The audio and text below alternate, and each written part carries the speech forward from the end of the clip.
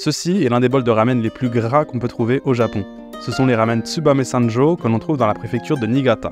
Bonjour à tous et bienvenue dans la série où je traverse le Japon à la découverte des meilleurs ramen du pays. Après avoir arpenté tout le sud du Japon jusqu'à Tokyo, je reprends le train pour retourner à la campagne. Aujourd'hui, on va goûter deux ramen différentes. En premier, celle de Tsubame Sanjo et ensuite, on s'enfoncera encore plus loin dans la campagne japonaise pour goûter les ramen Kitakata, qui font partie des plus réputés au Japon et qui, pour ma part, sont montés très haut dans mon classement.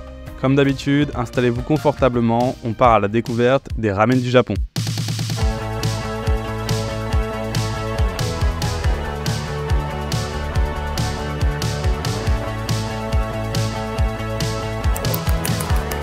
Itadakimasu, itadakimasu.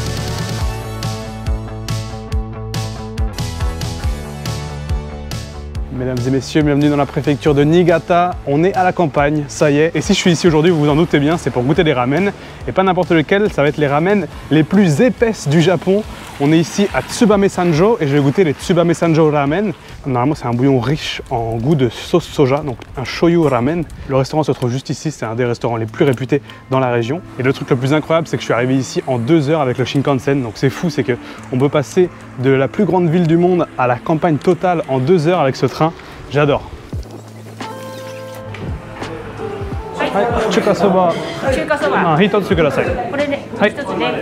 Bon alors mesdames et messieurs, je suis arrivé dans ce restaurant. Là on est à la campagne, c'est ce genre d'ambiance que j'aime bien.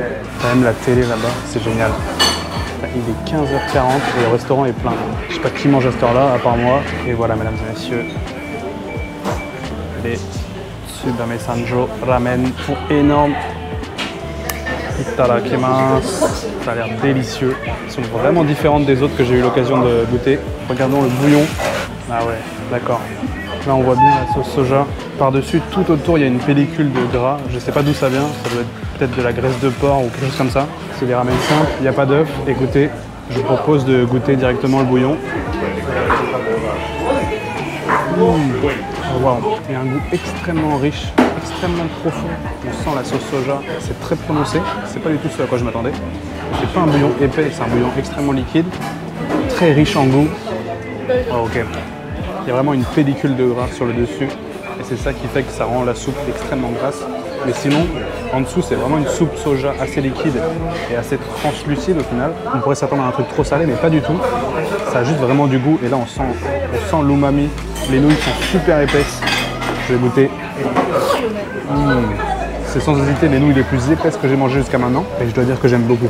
La viande normale, on va voir quel goût ça a. Okay. La viande est extrêmement simple. Ce que j'aime beaucoup dans ces ramen, c'est la simplicité. Il y a vraiment, c'est une soupe, des nouilles et c'est tout. Ah, il y a des petits morceaux d'oignon aussi à l'intérieur. C'est vraiment original comme ramen. Hein. J'ai pris le plus petit et c'est vraiment balèze.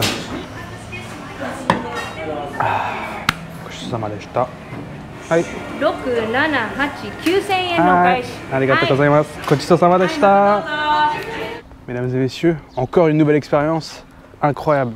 Je crois que j'ai surtout adoré l'ambiance. Que des Japonais, que des locaux, des gens qui connaissent l'adresse. Et c'était délicieux. Vraiment, le mot que je vais utiliser pour décrire ces ramen, c'est la simplicité. Pour moi, il y avait vraiment 2 choses. Le bouillon, les nouilles.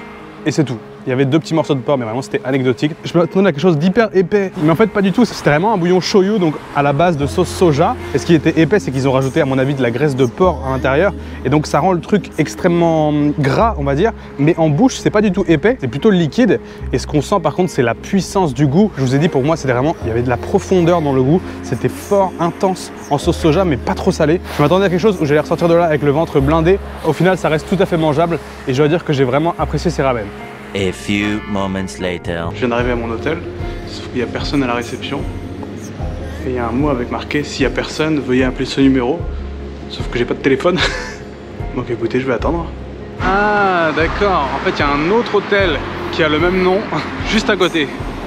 Waouh, c'est trop bizarre. C'est là que tu vois quand même que les campagnes du Japon sont vachement désertées. Il y a de moins en moins de monde à la campagne. Et là, je pense que cet hôtel, il est vide. Il n'y a personne à l'intérieur, il n'y a personne à l'accueil. Et le fait que la même branche avait 2 hôtels mitoyens à une époque, et maintenant il n'y en a plus qu'un qui est utilisé, ça vous montre à quel point il n'y a plus personne à la campagne quoi. C'est bon, il était ouvert, j'ai trouvé ma chambre. Petite chambre d'hôtel à la japonaise, enfin non pas du tout. Petite chambre d'hôtel normale. Mesdames et messieurs, bonjour à tous et bienvenue dans la ville de Kitakata, en plein milieu du Japon. Là, on est perdu dans la campagne. Pour arriver jusqu'ici, j'ai fait 4 heures de train pour parcourir 200 km. C'était un train qui prenait des heures et des heures, c'était long. Et si je suis ici, vous vous doutez bien, c'est pour goûter des ramen et pas n'importe lesquels. Les Kitakata Ramen qui font partie des 3 ramen les plus connus du Japon, avec celle de Fukuoka et bien sûr Sapporo Ramen. Ces 3 ramen sont la base des ramen japonaises parce qu'il y en a une qui est au tonkotsu, l'autre miso et celle qu'on va aller tester aujourd'hui, c'est la reine des ramen shoyu. On peut dire que s'il y avait 3 ramen à goûter au Japon, ce seraient ces 3-là. Les attentes sont hautes. On est sur le top 3 des meilleurs ramen du Japon et il se trouve que j'ai trouvé le meilleur restaurant de ramen dans cette ville de Kitakata. On va aller goûter ça tout de suite. Oh, je vois déjà la queue. Il est midi, je ne pouvais pas arriver plus tôt parce que j'avais 4 heures de train pour venir jusqu'ici. J'ai peut-être encore 1 heure de queue. Je pense que c'est les ramen que j'aurais le plus mérité du voyage. J'aime bien, sur Google Maps, il y a marqué moins fréquenté que d'habitude. J'imagine pas ce que c'est d'habitude. Il faut que tu rentres, il y a encore la queue. J'ai attendu 30 minutes.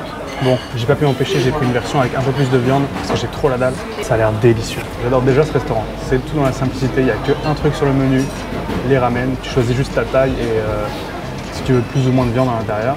C'est en plein milieu de la campagne et tu as 30 minutes, 1 heure de queue tous les jours, matin et soir.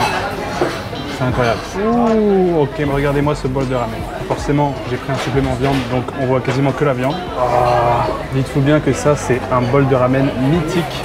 Déjà, visuellement, c'est hyper simple. J'imagine que ça va être un peu pareil niveau goût. Alors, commençons par regarder le bouillon. Il a l'air d'être vachement léger. Oh, waouh. Un bouillon simple, efficace, légèrement salé. Ce goût de sauce shoyu. Pas du tout comme les ramen de Kyushu. Donc, c'était vraiment épais avec... comment dire, presque velouté la soupe. Là, c'est vraiment une soupe hyper liquide, très légère, mais très très goûtue. Ça, c'est un bouillon qui fait du bien. Rien que le bouillon, ça vaut le coup. Les ramen, oh, elles ont une couleur hyper claire contrairement aux autres ramen. Elles ont l'air un peu plus cuites que d'habitude.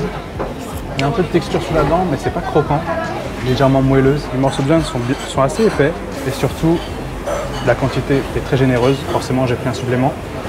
Et je pense que ces ramen sont très réputés pour la viande, c'est pour ça que je voulais en prendre un peu plus. Oh waouh, la viande est juste parfaite. Vous voyez, elle est un peu épaisse, mais elle fond sous la dent. Pas du tout besoin de mâcher, ça se désintègre dans la bouche et le goût est juste parfait, simple, efficace. Oh, extrêmement goûtu. Et voilà, il n'y a rien d'autre. Il n'y a pas d'œuf, il n'y a pas d'algues, rien de tout ça. Juste dans la simplicité. Et je pense que ça va monter en haut de mon classement. Ça aussi, c'est un des bouillons les plus durs à décrire que j'ai goûté pour l'instant. Parce qu'il n'est pas du tout épais, pas du tout riche. Et pourtant, le goût arrive quand même à te transporter. Je trouve ça délicieux. C'est tellement bien fait de prendre un supplément viande. Le pur bonheur, pur kiff. Les nouilles sont parfaitement dosées. Des fois, il y en a un peu trop dans le bol. Là, c'est parfait. J'ai réussi à finir sans trop de soucis.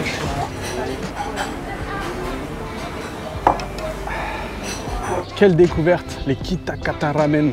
C'est directement monté en haut de mon classement, ça passe à la 2e place, juste après les ramen de Fukuoka. C'était délicieux et tout était dans la simplicité. C'était vraiment le bouillon, les nouilles et la viande, le trio de force. Tout était parfait, tout était maîtrisé et il n'y avait rien de superflu. Ils n'ont rien ajouté, c'était vraiment la base et la base maîtrisée à la perfection. Et je pense que c'est pour ça que j'adore ces ramen. Le goût est prononcé, mais sans être de trop, c'est vraiment équilibré. Et la viande était d'un goût juste incroyable. C'est sûrement la meilleure viande que j'ai mangée de tout le voyage. Et en plus, j'ai pris une portion, et en plus j'ai pris la portion au-dessus, donc vous avez vu toute la quantité de viande que j'avais, je me suis régalé. Le bouillon en soi est très léger, donc c'est pas des ramen qui sont lourdes et qui tiennent au corps. Là, on est vraiment sur un bouillon beaucoup plus léger, donc pour ceux qui ont un peu plus de mal avec les trucs gras ou qui veulent pas un bouillon trop lourd, je vous conseille ces ramen, les Kitakata Ramen, qui sont pour moi peut-être les meilleurs ramen dans la catégorie léger entre guillemets. C'était une vraie découverte, j'avais jamais goûté ces ramen et franchement, je comprends pourquoi ils font partie des 3 ramen les plus appréciés au Japon. Et si vous me posez la question, est-ce que ça valait le coup de faire 4 heures de train et 30 minutes d'attente pour manger ces ramen? Je dirais oui. Honnêtement, pour moi, avoir des nouvelles expériences culinaires comme ça vaut largement le coup de voyager, de faire un peu de queue ou d'attendre. Et ça me prouve encore une fois à quel point les ramen sont un plat qui peuvent être excellents comme moyens. Il y a vraiment un fossé entre les niveaux de ramen et celui-là, il est tout en haut de la liste. Merci d'avoir regardé la vidéo jusqu'au bout, c'est Malo du montage qui vous parle, j'espère qu'elle vous aura plu, on arrive bientôt à la fin de la série, j'espère que ça vous plaît encore. Si ça vous intéresse, j'ai sorti mes t-shirts, vous pouvez voir le design ramen, il existe en 3 couleurs, noir, blanc et beige. Moi je vous dis à très vite pour la suite des vidéos.